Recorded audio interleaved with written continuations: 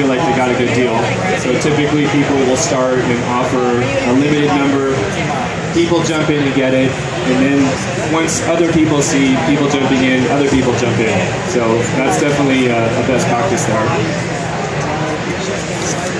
The other thing with Kickstarter is it's an impulse buy.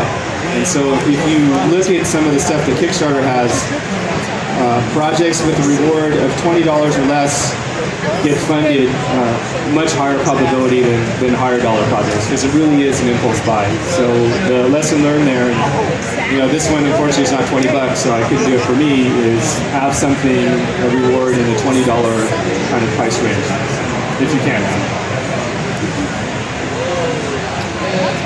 On the video, so one thing you'll notice with Kickstarters is everyone has, not everybody, but a lot of people have a pretty nice video. And a lot of them are professionally produced. That's something to think about. I looked into that briefly. To do a professional produced video is about $2,000 to $3,000, so it's not cheap, but I think it could definitely pay off. And the other thing is that keep your video to 2 minutes or less. Kickstarter actually gives you data on how many people actually watched your whole video. And my video started with like 5 minutes. I ended up with 3 minutes and 44 seconds. And as you can see, people only watched it to completion 16% of the time. Right? So definitely, it's hard, but condense your video to 2 minutes or less if possible. So I'm cheap, the maker, that's why I'm here. So shooting your video on a budget, video is all about lights. It's all about having good lighting. So this is what I did. Those are just cheap Home Depot construction lights you can get for 30 bucks. And they're diffused with parchment paper, the same stuff you use in your cooking oven, right? Those lights are really hot, so you got to be careful, don't burn yourself. But that was a way to get pretty good lighting for cheap for your video. Let's skip some of that. So this is just some data that Kickstarter gives you, but you can see here the mix of pledges that I got from people going to Kickstarter directly versus external.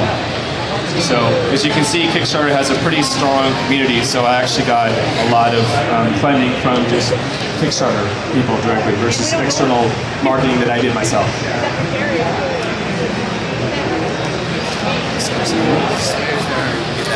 Expect the unexpected.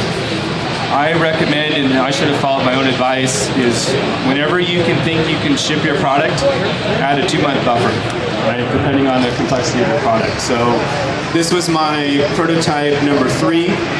As you can see, it arrived in pieces thanks to the customs group who decided to take it apart, and they didn't know how to take it apart, so they ended up completely destroying it. So those things will happen, especially if you're having your product manufactured offshore, as I did. So you just have to plan for that.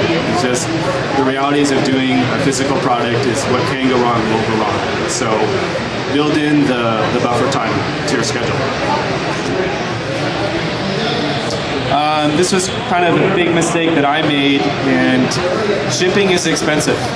And in my case, because I knew there was a lower shipping cost, but my product turned out to be too heavy, so it qualified for the more expensive shipping, and I just didn't build that into the price. So before you set your price, make sure you do not underestimate the shipping. Shipping is expensive, right? This guy cost 50 bucks to ship, right? So that's 50 bucks that I didn't get.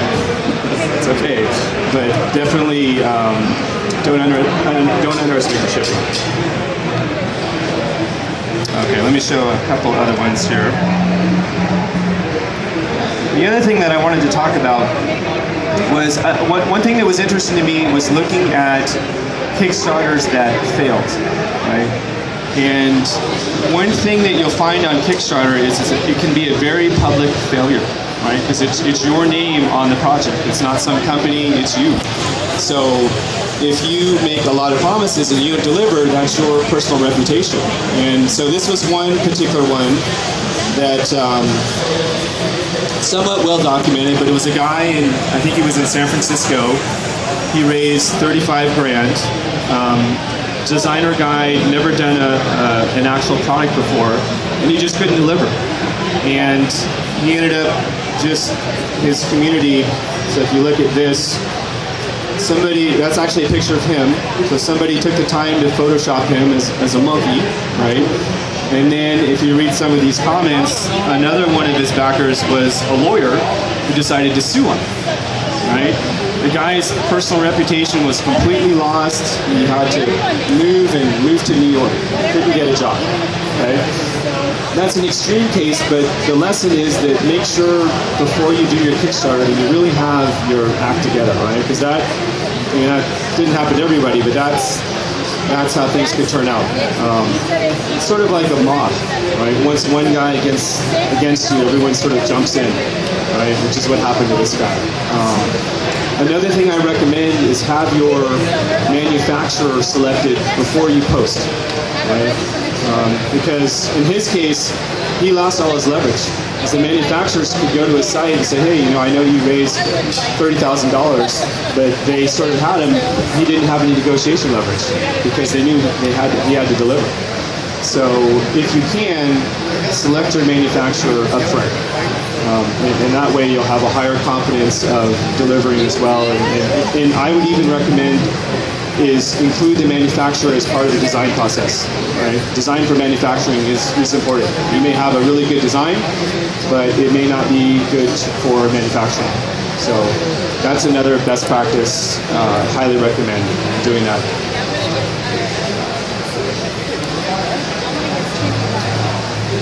Yeah, so in terms of finding a manufacturer, and some people ask me questions on this, so there's sort of a few ways you can go. One is you can just hop on a plane and go to China and start touring some factories. That's, take some time. One thing you can do is turn the design over to a maker-friendly company. In my case, I used a company called Seed Studio, which has done a few other Kickstarter projects. I'd used them in the past on some other projects that I did that worked out, so I was very comfortable with them. I knew they could deliver, so definitely go with, try to get a manufacturer up front. That's definitely something I highly recommend.